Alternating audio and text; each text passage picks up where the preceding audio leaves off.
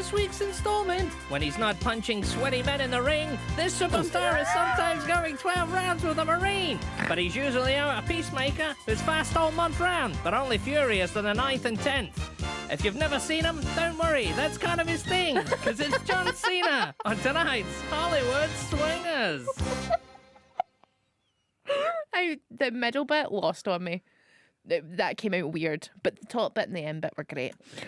Can he win them all? That professional introduction means it's time for our favourite segment of the show, Hollywood Swingers, where we celebrate a Hollywood movie star, which is a term being used quite loosely in this Hollywood Swinger, who's made a swing into music.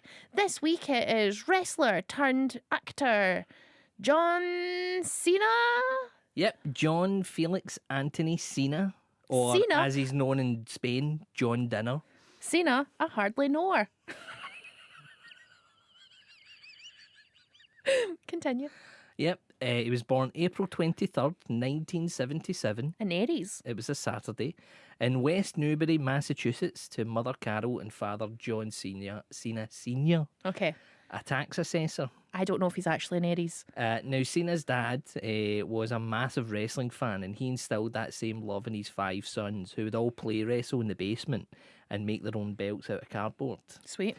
But young John was frequently picked on and beaten up at school, so at the age of 12, he asked for a weightlifting bench so he could bulk up to dissuade the bullies. Right. At high school and then college, Cena was a Division III All-American football player, but he realised that he wasn't big enough to make it as a pro. He was too short. So he decided to head to California to find these riches. Oh, I'm so glad he didn't do what the other short footballer did, which was just hang about until they gave him a shot. #Rudy. His first possible endeavour was to become a bodybuilder, but to make ends meet, he would work a number of careers. One of these was as a limousine driver, but in a pre-GPS era, passengers would complain as he would get lost, turn up hours late, and then find out that the car would smell like chicken breasts and tuna due to his bodybuilding diet. Hilarious. Cena would then work in the mecca of bodybuilding, Gold's Gym in Venice Beach. I've been there. Well, you may as well. You probably made more money than he did. He was on $6 an hour. Mm-hmm. And due to that, he ended up living out of his car for quite a period of time. It was soon suggested to Cena that, you know what, you should try out for professional wrestling. You're a big guy, you could probably do it. So he signed up for a local school. He soon started wrestling in local flea markets, and his first paycheck was a whopping $15. That wrestling pays. Yep, but it's here that he began developing a semi-robotic character called the Prototype. Amazing. During this time, Cena managed to get a part on a 2001 US reality show called Manhunt, where contestants posed as fugitives trying to escape bounty hunters for a cash prize. Sounds very much like that show that's on telly recently. I love that show because my plan would be to hide in the ceiling of the place that they start. Well, Cena would play the hunter Big Tim Kingman. But the show was a flop, as well as facing allegations of cheating in favour of a particular contestant, so they cancelled it after 6 episodes. Oh my dears. However, it would soon catch the eye of the World Wrestling Entertainment Scouts. They signed him up to basically their equivalent of the reserves for a couple of years, and then brought him onto the main telly shows.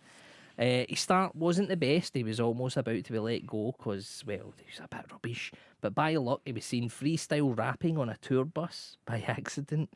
So they made him into a rapper character, which, despite what you would think, it should be cheesy. You should be sitting there going, right, this is a bit naff. No, but it's America though, so a white guy rapping, massive hit. But when was this? 2000, and you're talking maybe 2003, 2004. Yeah, people are going to love that. I bet you wore a trucker hat.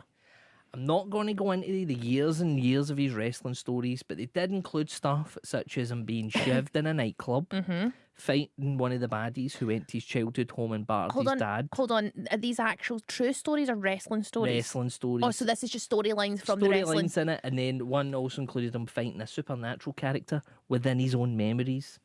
So, yeah, pretty strange.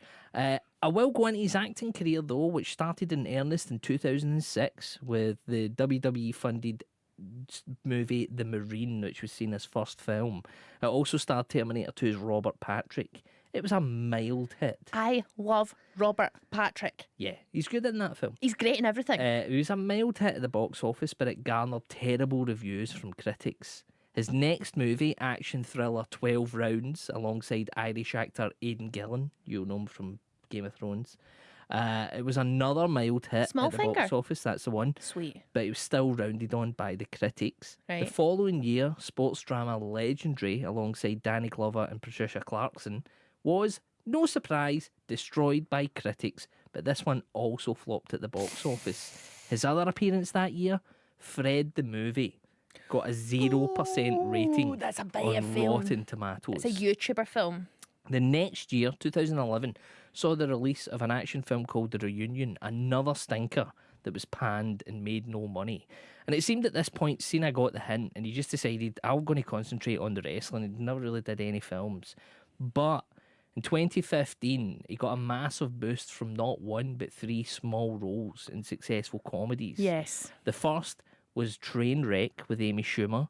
He played her boyfriend. So funny Yeah. in that film. He is The best bit. genuinely the best bit in that. Everything else in that film, blech. Him in it. Oh, people loved Chef him. kisses. He also turned up as a drug dealer in the Tina Fey, Amy Poehler comedy Sisters. It's one of the funniest bits in that film. Yep.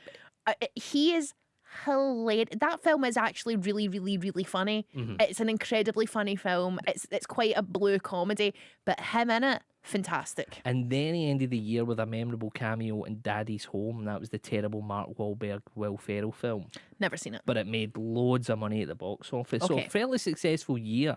So with these appearances, and perhaps also with The Rock, he's doing big business at the time. He's like the biggest movie star in the world. So John Cena's seen The Rock doing what he's doing, and he's like, I want a piece of that Well, pie. I think studios have also seen like, oh, but then maybe we can get another wrestler in. And If you can be a wee bit self-deprecating and play a goof and play against your type and let people laugh at you, you can make a lot of money. yeah. So he starred that year, in 2017, he starred in a low-budget war thriller called The Wall with Aaron Taylor-Johnson. He would voice the lead character of Ferdinand, a pacifist bull in the animated hit of the same name. And then he had a much bigger role in the sequel, Daddy's Home 2, which was rubbish by critics, loved by moviegoers. Not seen it. Don't get it. Despite these being well received, Cena says he was rejected by both DC and Marvel. He tried to play the superhero Shazam, as well as star in Deadpool 2 with Ryan Reynolds, but they turned him down for it and says, no, we don't want you. Despite these, though, in 2018, he starred in the successful sex comedy Blockers. He's meant to be like one of the best things in this movie. And then I have seen bits of that. He's the dad. He's the dad. No, I've seen this film and he's very funny in great, it. again. Yes. He plays great in female comedies. Yeah. That's what I'm realising. Seeing female-led comedies, because Blockers is a teen girl comedy. It's like American Pie for girls. Yes. He plays great in female-driven comedies as the kind of goofy dad. Well, funnily enough, his next big hit was in the Transformers spin-off Bumblebee, where he plays kind of a semi-antagonist. Right, But right, that's right. again another one that's led by, it was Haley Stanfield was the lead character in it, alongside the Transformer. That was actually quite good, that film. I saw that and went, here, wait a minute, that was good. Okay. Made nearly $500 million at the box office. Is that good? Yeah, that's okay. 2019, he was in the family comedy Playing with Fire, mild box office hit. But 2020 saw John Cena join another big franchise, starring as Vin Diesel's evil brother, Jacob, in the 9th installment of the Fast and Furious franchise. Mega hit.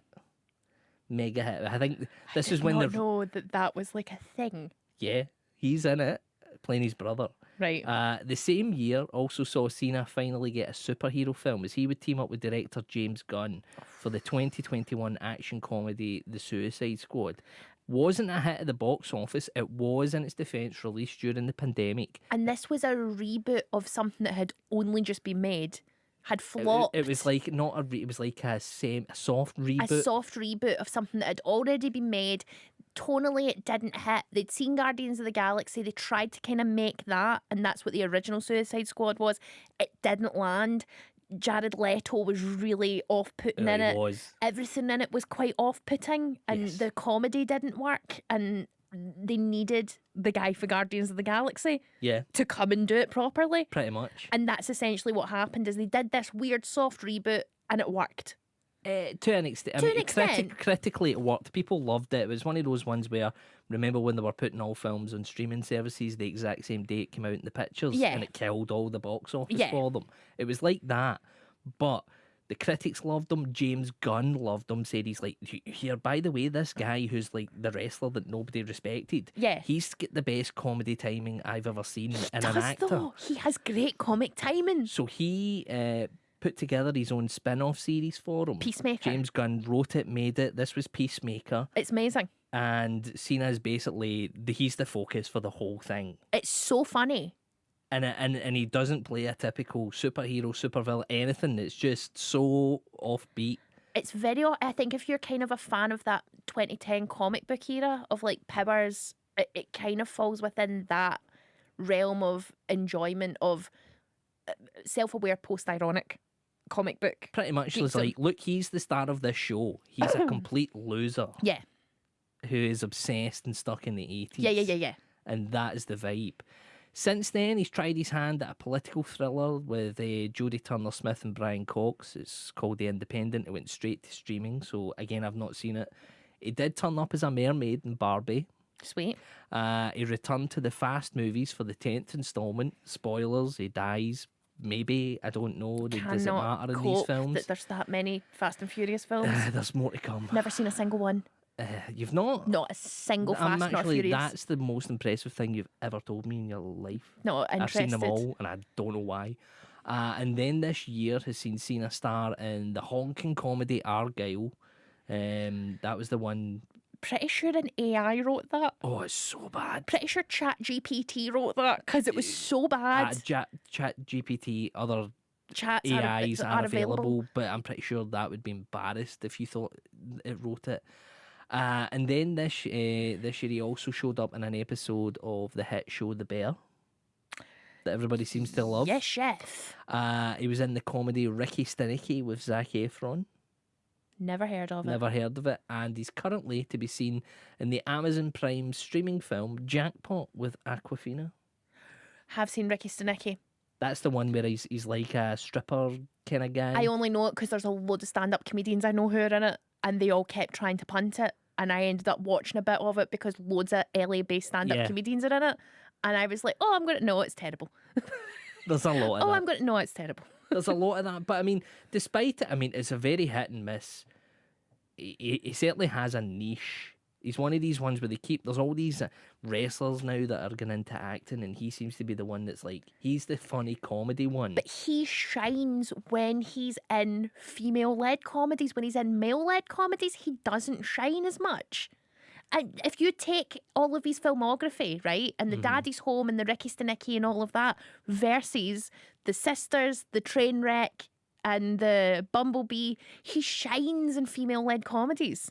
And women seem to enjoy working with him because apparently he's a gent. Well, you should maybe check out Jackpot with Aquafina then. Aquafina, yeah. There you go. Maybe it's good. Somebody let me know if you've seen it. It's apparently just come out, so you never know. Okay. But to tonight's song, It's and so bad. back to the height I'm of his so wrestling sorry. days, as we delve into the world of John Cena's rapping career. Having released his debut and only album in 2005 titled You Can't See Me. Do you know I did? There's a reference to John Cena and Dinosaur that I wrote in. No. What? In the bowling scene, when I score a strike, I turn round and I go, you can't see me. And I did it in every take so they couldn't cut it out. In this, he's teaming up with fellow rapper The Trademark, who also happens to be his cousin. The record hit the heights of number 63 on the UK album charts. But it's up to you if you think this song is a champion or you wish that you also couldn't hear him. But either way, it's up for you. It's up to you to decide. It's up for you to decide. It's up for you to decide. This is one of the most tenuous Hollywood swingers we've done. Why? He's not a Hollywood movie star. He's one of the biggest stars in Hollywood right now. I mean, just because he's if you bought The Rock off Wish, other budget sites are available. His fame is only, it might be in a short window, but we've done other younger actors just because he got into acting at a later age. That's not why I'm saying it. He's not leading, apart from Peacemaker, which is a TV series. He is the lead He's in not. all of these films that he's in. No, he's not. Yeah, he is. That all the films we just No, mentioned. but he's all the ones funny... in the last comic 3-4 years, he is a Okay. leading man. He's like done other films. He's done films with Jackie Do you know Chan. what? Because We he's did- big no, in no. he's big in China. He is big in China, but do you know what? We've done Hugh Jackman, and he's literally just been Wolverine and not else. That's so, what I mean. You can yeah, carve, no, you're right. you can carve you're a right. good career out of these. I'm wrong. This is the market now. That's Hollywood. Play the song. Here it is. It's right now.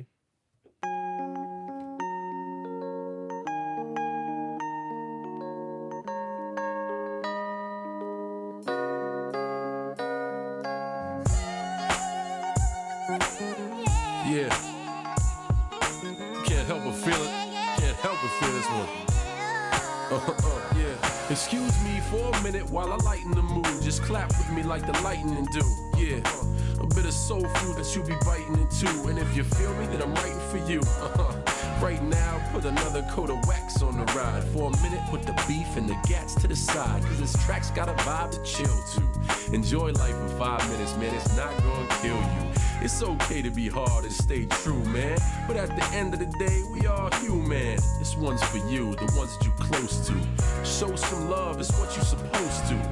Right now, forget the ends and the bends. Pop a cold one, man, toast it with your real friends. Call your folks, tell them you tight now. Cause everything looking pretty good right now.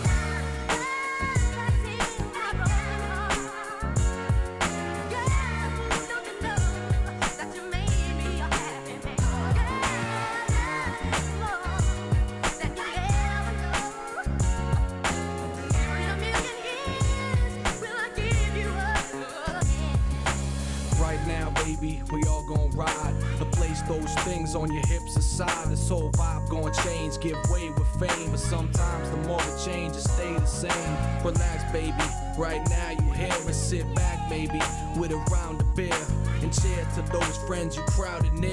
For those passed on in spirit, they there. It's gon' be what it must. Break bread with your crew. If you got kids, take the crust. It's all love, baby. Tell your girl she's strong. And whisper in the ear after dinner it's on. And take it slow, baby. Cause everything real. When you at family dinner, y'all enjoy that meal. Thank God that you healthy and you keeping it tight. And keep your dreams lighthearted when you sleeping at night.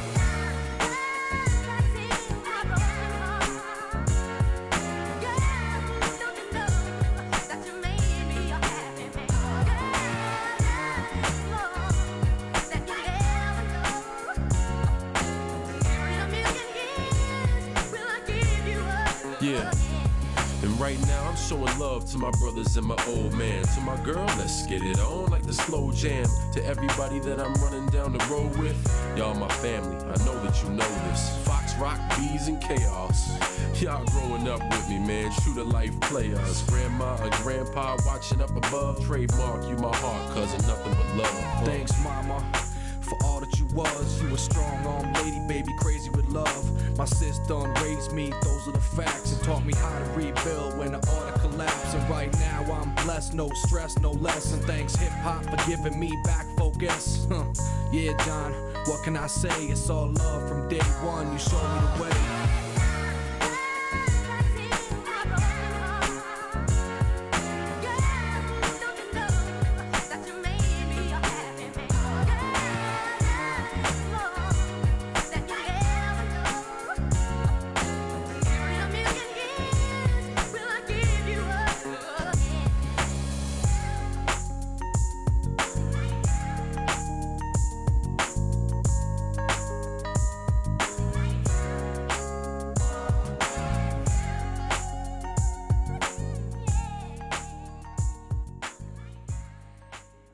That was John Cena with Right Now. Before we get into it, here at the Ashley Storrie Show, we rank our Hollywood swingers on a scale of 1 to 100 Kenny Rogers roasters, 1 being the worst, well, 0 being the worst, and 100 being the best.